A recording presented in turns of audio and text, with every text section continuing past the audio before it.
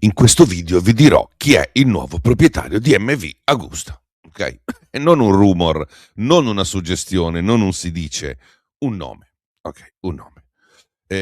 Un soggetto reale, che poi lo avete visto già dal titolo e dalla copertina, è inutile che facciamo i misteriosi, diciamo che vi spiegherò il perché, il come e tutti i dettagli e cosa cambia davvero per MV Agusta, perché veramente succedono cose grosse.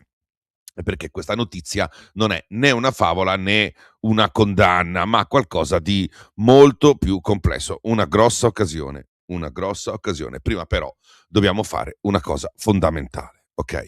Ricostruire come siamo arrivati fino qui, perché bisogna avere le notizie imparando qualcosa, ok? Siete pronti? Sigla.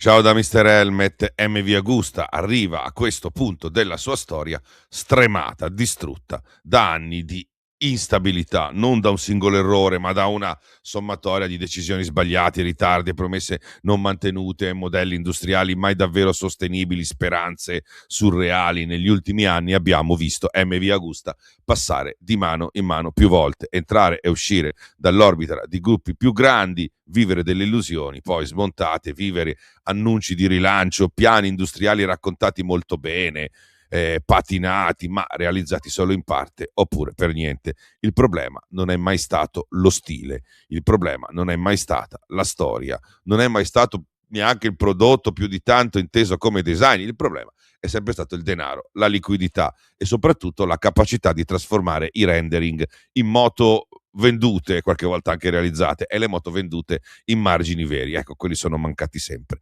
Nei video precedenti l'ho detto chiaramente, tra ciò che MV Agusta comunica o comunicava e ciò che realmente produce esiste ancora uno scollamento evidente. I video, ed è importante che li guardiate se volete capire le cose oltre che le notizie in superficie, li trovate nella mia playlist su YouTube, tutti i video riguardanti MV. Ho iniziato a parlare di MV nel 2022 con questo video qui. Poi ho seguito tutti i dettagli della storia, dell'azionariato, in seguito ho parlato del carrozzone KTM e dei danni che ha fatto. Ho parlato anche delle ripercussioni in ambito sportivo. Sono molto orgoglioso di questi contenuti perché hanno seguito proprio un filo logico della storia. Ho parlato della crisi vera una volta abbandonata da KTM, degli sgoccioli finali, il problema dell'ultimo periodo, ovvero poche moto, costi altissimi, una struttura industriale fragile, sovradimensionata e una dipendenza costante da capitali esterni che arrivavano tardi o arrivavano male. In questo contesto si sono moltiplicati i rumor su investitori pronti a entrare, abbiamo causa problemi gravi che hanno portato anche agli ultimi nomi cinesi che ho dato anche io pochi giorni fa e che adesso mi trovo a confermare, rumor su rilanci clamorosi, rumor addirittura su ritorno alle corse, ma qui serve essere chiari, ok? MV Agusta oggi non è nelle condizioni di sostenere un progetto sportivo di vertice, neanche un progetto sportivo normale, e chi racconta il contrario o non conosce i numeri o finge di non conoscerli. Questo non significa che MV Agusta sia finita, tutt'altro. Significa una cosa molto semplice e molto dura da accettare per tanti appassionati. Ed è questa, cioè MV Agusta può sopravvivere solo se cambia profondamente pelle. E adesso lo fa.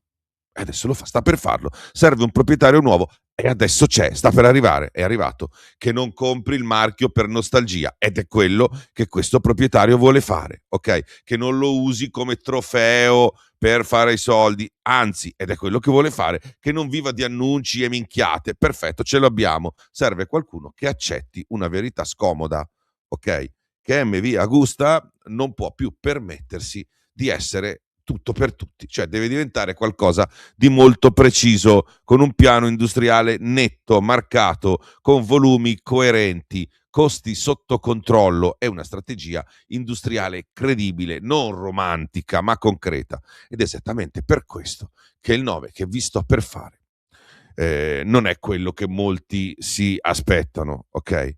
non è un nome blasonato, ma è un nome concreto, o forse sì, vi aspettate questo, lo avevamo anticipato nell'ultimo video. Non è il Salvatore che arriva a cavallo tutto romantico con propositi benevoli, ma è qualcuno che vede MV Agusta per quello che è davvero oggi. Magari sarà anche un investitore spietato, un'azienda dura, ma la vede per quello che è MV oggi e non per quello che era ieri, ok? E adesso, dopo aver rimesso in fila i fatti, aver fatto il riassuntino, il cosiddetto pippone, è il momento di dirlo chiaramente, ok?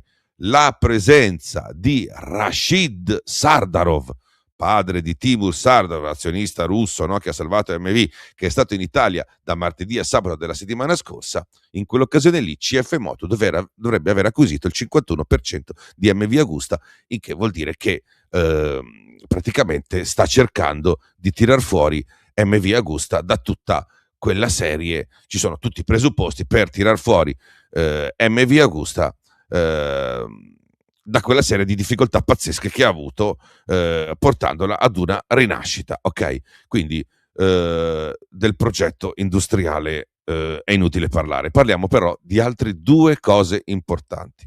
La prima delle quali è sempre un vostro pallino e riguarda Cagiva, perché pare che siano previsti grandi progetti per la rinascita del marchio, che altro non è che Castiglioni Giovanni Varese. Alcune voci dicono che sarà sempre CF Moto ad occuparsene, altre voci invece dicono che il proprietario sarà distinto e un altro, e questo proprietario dovrebbe essere Zongneng, che altro non sarebbe che l'azienda cinese che controlla anche Motomorini. Non lo so come andrà, però ci sono grandi manovre in merito a Cagiva, ok? L'idea sarebbe quella di fare il famoso CKD, cioè Completely Knocked Down, che è un metodo produttivo in cui i veicoli vengono spediti dal paese d'origine in parti singole, componenti separati, per poi essere assemblati in una fabbrica locale nel mercato di destinazione, che poi, ragazzi, sembra una roba, ma è quello che fa DR Automobili con le auto, anche Evo, ma anche SVM con le auto, con le moto, ma lo fanno probabilmente anche Motomorini e Benelli per certi versi. Dove verrebbe fatto tutto questo? A Morazzone. Morazzone. Vi spiego la storia in breve, vi spiego un'altra storia. Le fabbriche di MV Agusta storicamente sono tre. Schirana, posto bellissimo dove c'è ancora tutto, gli uffici, la produzione di MV Agusta propriamente detta, lo stabilimento di Cassinetta di Biandronno, che divenne poi Husqvarna, BMW e poi fu venduto, era uno stabilimento molto grande e anche moderno, dove adesso assemblano SVM, e poi Morazzone. A Morazzone, fino a poco tempo fa, c'erano due livelli, mi pare, fabbrica più magazzino, ma a Morazzone c'era l'assemblaggio, la fabbrica di MV Biciclette, che come avete appreso da Mr. Helmet si è recentemente liberata perché l'azienda di bici ha chiuso, ed è lì che dovrebbe rinascere il marchio Cagiva, ok?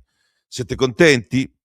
Di CF Moto lo avevamo già anticipato in questo video qui, che sono gli ultimi, ok? Però adesso in realtà anche con dati concreti, ok? CF Moto dovrebbe dare ad MV Agusta la stabilità finanziaria, che è molto importante, è una delle cose più importanti, ma anche una visione industriale concreta, magari spostata sì sull'alto di gamma, ma tenendo conto di alcune sinergie, e quindi finalmente ci sarebbe, come posso dire, una visione molto chiara da parte di un'azienda che non è neanche, come posso dire, posizionata male dal punto di vista tecnologico, anzi ha fatto vedere cose molto interessanti nei tempi recenti e ha anche le giuste ambizioni sportive, eccetera.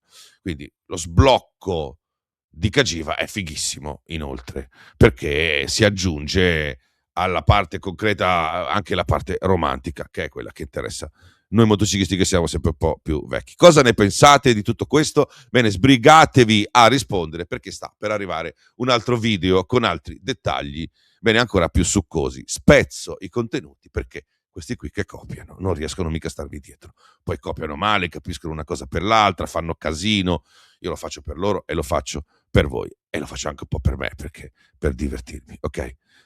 Vi va bene così? Aspetto i vostri commenti, ok? Ciao da Mr. Helmet.